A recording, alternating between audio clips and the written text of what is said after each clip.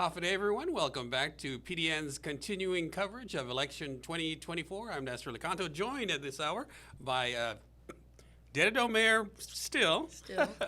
Melissa Savares, who is going to be retiring after 20 plus years. 24 years, yes. Thank you, Nestor, for having me. Yeah. So why retire? I think that my time has come. I'm not retiring from total service. I'm retiring from the position. I'll be volunteering in other places. And hopefully, because I've seen the need for growth in our community in other than government service, I feel that my time of government service has come to an end. And letting the younger generation, there's great people running, and giving them that chance to also grow and bring their great ideas and new ideas to the table. And you're one of 6 mayors that are retiring after Correct. this term. Why so many of you? I know that I can't answer for the others. Sure. I can just answer for those that I'm close to. We've seen that there are younger people and people with ideas, and most of us have actually been in together. I know Mayor Alvarez and I came in together as a mayor. Dale Alvarez. Yes, Mayor Alvarez of Alvarez, Santa Rita. myself. Mayor Chargaleff also came in at the same time with us. Mayor John Cruz also came with us at the same time. So the 4 of us together will be going out together. So I think we feel that I've done 5 terms. I know that I feel that I've made an impact, but at the same time also allowed for the path for others to take over and continue the work the foundation that we've laid. Yeah. So we've got about 6 or 7 contested races. Tell me what that's like, contested race. Contested races are always healthy. I always say they're healthy because that means somebody's keeping us in check. I ran 2 races uncontested, and it's like, okay, we still continue. It doesn't mean you're not going to do your work, but we still continue to work. We work a little bit harder when we have an opponent, but more so we also show more of what we've done and bring all that out, because a lot of people think, oh, well, they've been there for a long time.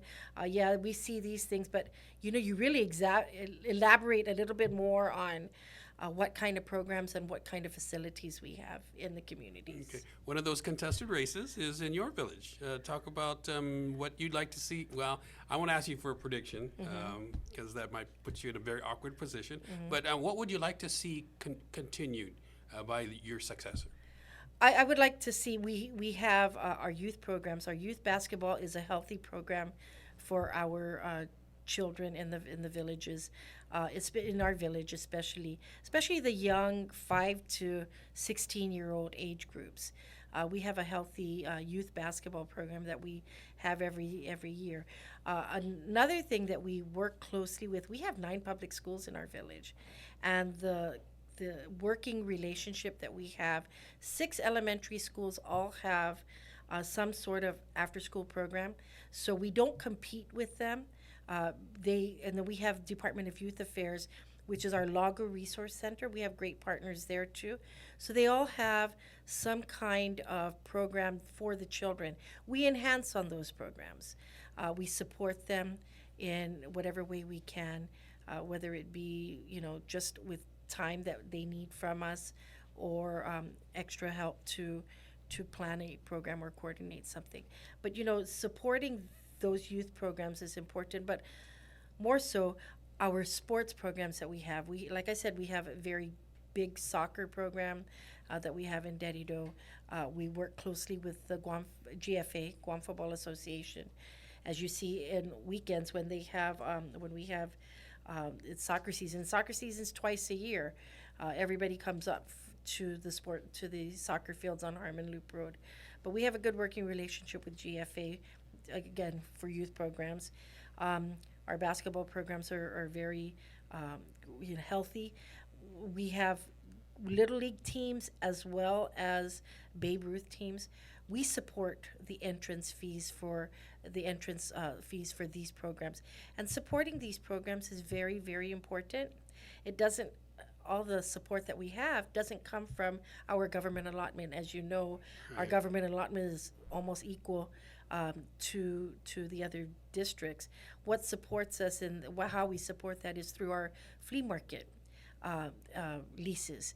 Our vendors pay space to use use the flea market spaces on the weekends, and that's our supplemental income that actually helps support all of our youth programs for their entry fees in all the programs that they participate in. What has been your biggest challenge as a mayor, and maybe you can give some advice to the incoming newbie mayors who should they be elected? Yeah, our challenge is always going to be funding, especially when it comes to our allotments. The difference in our allotment schedules when we get it from the allotments that we get annually from the government, the legislature. Most programs are equally divided. That's our struggle, is when it's equally divided in a sense. There's always been a Yeah. controversy, right? Yes. Bigger villages versus the smaller villages. Yeah, and so there's only 4 large villages that really kind of stick together and fight that. And the only difference is on our road mileage, where we get a little bit more than based on our 2009, and that's outdated too. 2009 road mileage That's how it's mileage, allocated, yeah. right? Yeah. That was the last time that was done by Public Works was in 2009, and we're still using that data. There's more new roads that went up since then, but we're still using that, and that's what gives us a little bit more funding. It doesn't cover funding to support youth programs. It does cover funds to, say, take care of our village streets, maintenance, and that means, we clean the roadways and make sure that they're passable for our kids, our neighborhoods, our children to get to and from school and the bus stops, our families to go on their daily walks and stuff. But it also helps us maintain our parks as well. And what's challenging about that is that, when they think village streets, they think we're in charge of resurfacing the roads and repairing the potholes. When it comes to repairing potholes, we are at the mercy of DPW, which is a great partner, but a lot of times they don't have the material that we need as mayors. So when it comes to putting potholes, fixing the potholes, or resurfacing a whole street, depending on what funding source and depending on how quick DPW has a general funding to do those roads. Something that happened recently, the Sangsong Road is a federal highway as per DPW's mileage is concerned, their Right. inventory is concerned. I live on Sangsong Road, and my vice mayor lives on Sangsong Road. And when that was a DPW project that was in the making for many years, because they had it on their federal highway budget. Like I mentioned to you before the show, that the federal budget, you can say, okay, we fund it this year, or it's already approved this year, but it's not funded until 3 or 4 years later. So it was already on the federal funding project, just didn't get done until this 2 years ago. And when it was done, they said, look, they did their road because they both lived there. We didn't do the road because it was DPW that does that road. So, but the village streets, the side streets, anything that's not routed, is really the resurfacing is based on our inventory that we send in of roads that need to get done. Yeah. And the filling of potholes, again, we work with DPW to fill those, and it really depends on the supplies when they have it. And the mayors you're kind of like the first line. You We're are first the responding, yeah. to your villagers. You are the first person they're going to call when they have an issue with the government. Right. And talk a little bit about that and how that's been for you over the years. Yeah, so our struggle, and I look at it as, I went to the mayor's council at one point, and I looked, how long have we been having stray dog problems? And I looked at a memo that was dated back in the 70s from my village, and they were talking about stray dogs. So I said, the stray animal problem did not just start in 2014.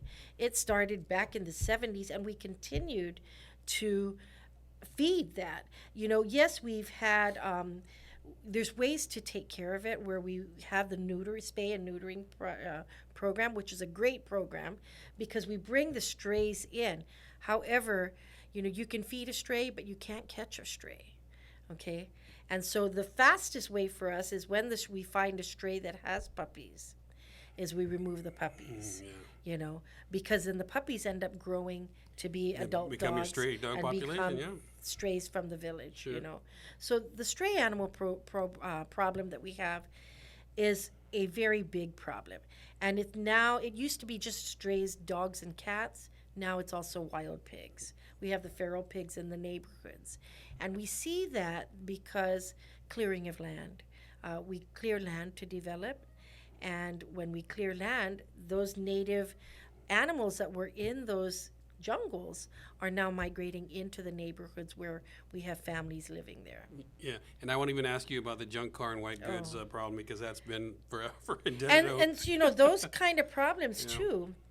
We have government agencies, who we work together. I'm not going to say that we don't work with any government agency, because as a mayor's council, even if we're frontline, we still have our partners, and we can't do things by ourselves unless we work with partners, whether it be a nonprofit organization, non-government agency, or a government entity. That's how, and it's got to be like that all around the island. No one village can take care of things by themselves. Absolutely. Okay, Mayor, I'm going to get you out of here with its final question. Okay. What you going to miss the most out of as mayor? I think just the daily interaction with people, that's what I'm going to miss about is you meet somebody new every day.